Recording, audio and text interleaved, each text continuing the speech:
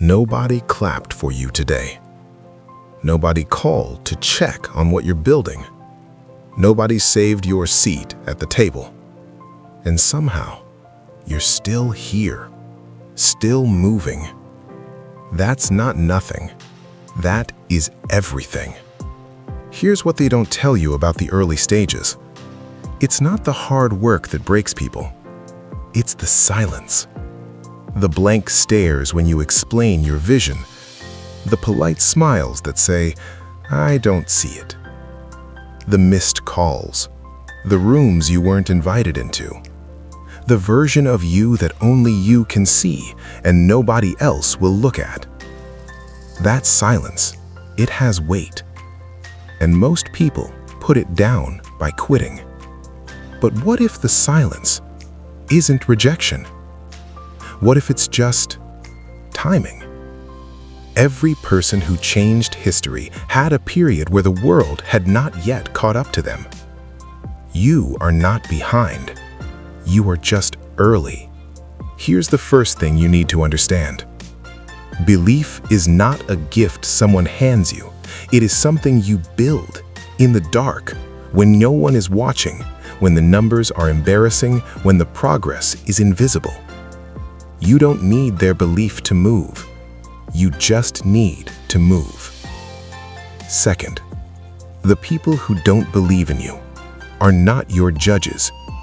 They are just people living inside the limits of what they've already seen. They cannot see what doesn't exist yet, and you are building something that doesn't exist yet. Their doubt is not data. It is just distance. The distance between where they are and where you're going.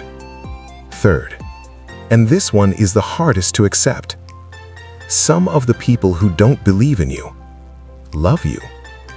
They're not your enemies. They're scared for you. They've been disappointed before, by life, by hope, by risk. And because they love you, they'd rather you stay small and safe than reach high and hurt. Don't resent them. Just outgrow them quietly. There's a man who spent 11 years writing before a single person paid attention. 11 years of rejection letters. 11 years of wondering if he was fooling himself. 11 years of showing up to something that wasn't showing up for him. And one day, it did. Not because the world changed, because he didn't. That's your story too, if you stay. So here is what I'm asking you to do today. Not tomorrow, not when it gets easier. Today. Do the one thing you've been waiting for permission to do. Write the first line. Make the first call. Post the thing you're afraid looks unfinished.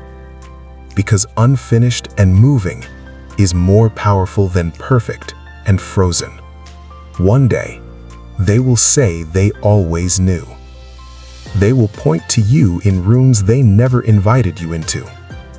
They will quote the words you wrote in silence. And you will smile. Not because you need the validation, but because you will finally know that the person who believed in you first was you. And that was always enough.